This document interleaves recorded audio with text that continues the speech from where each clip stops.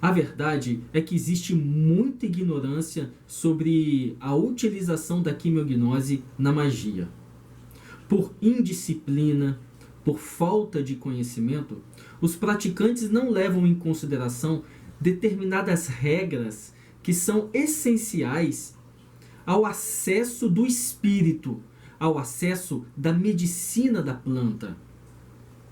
Via de regra, o fundamental e o principal é não utilizar nenhuma planta de poder fora do contexto ritualístico. Então, se você é um ocultista, amigo de outros ocultistas que gostam também de sacramentar plantas de poder, e fora do ritual vocês se encontram para conversar, e aí vocês utilizam plantas de poder, nesse momento vocês estão profanando a planta de poder. O uso correto da quimiognose, o uso correto das plantas de poder na magia é somente para ritual, exclusivamente para ritual. Se você utiliza uma planta de poder numa roda de amigos, qual que é a diferença entre você e o cara que está lá no botequim, numa roda de amigos, também utilizando qualquer coisa? Só porque você fala de Deus? Só porque você fala de hermetismo? Isso é o suficiente para purificar, iluminar, enriquecer a sua alma para que você conquiste então a união derradeira com o absoluto? Não. Vamos nos lembrar que o que diferencia um iniciado, um mago de um profano, são as suas atitudes. Se você fala de magia, se você fala de Deus, mas continua tendo atitudes de profanos, isso não te diferencia de profanos. O que te diferencia são de verdade as suas atitudes. É essencial para que você, ou para que qualquer magista acesse a medicina, utilizar de maneira correta, utilizar de maneira sacra, de maneira consagrada. Por exemplo, o fumo.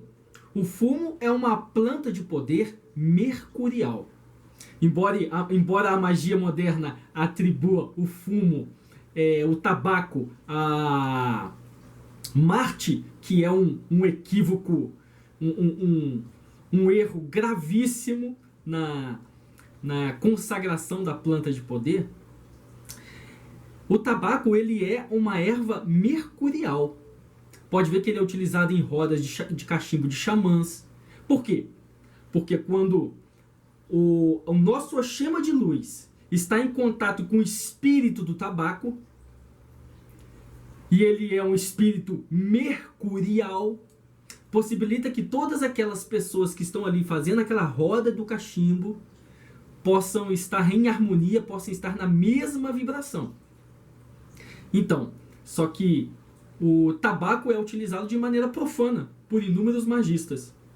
Na hora que você precisa utilizar ele magicamente, ele não vai ter, o magista não vai ter o mesmo acesso à medicina daquela planta de poder. Portanto, disciplina. Dentro do nosso sistema do colegiado da luz hermética, nós temos o que nós chamamos de um sistema que nós chamamos de teologia mística e ascética e teúrgica. A nossa prática espiritual, ela é ascética, ou seja, nós nos preocupamos em uma primeira etapa em purificar a nossa alma. Em uma segunda etapa, que é a via da iluminação, nós purificamos o quê? Transformar o nosso ovo de luz em um algoides, ou seja, receber, enriquecer o nosso corpo de luz com com os códigos das virtudes, com os códigos de luz dos deuses. Então, após esse processo de iluminação do nosso Oxema, do nosso ovo de luz, passar para a próxima etapa, que é a etapa da união com o divino. Dessa maneira, é necessário, na primeira etapa do caminho, um processo profundo de purificação espiritual, sem o qual é muito difícil galgar estágios avançados de iniciação. As plantas de poder ajudam nesta purificação, nesta iluminação e nesta união, ou seja, nessas 3 etapas? Sim, as plantas de poder te ajudam nessas 3 etapas. No entanto, te ajudam se o uso da quimiognose for um uso disciplinado, for um uso místico, mágico e teúrgico. Então, você vai me perguntar como utilizar essas plantas de poder dentro de um contexto teúrgico. Muito bom. Nós sabemos então que o tabaco é uma planta mercurial. Você trabalha com textos. Então, antes de você começar a escrever qualquer texto, você entra para dentro do seu templo, você faz uma invocação a Hermes.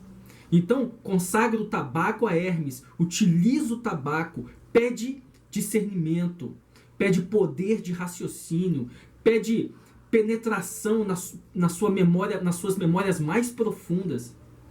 E então, depois de todo esse processo teúrgico, senta para escrever o seu texto aos auspícios de Hermes.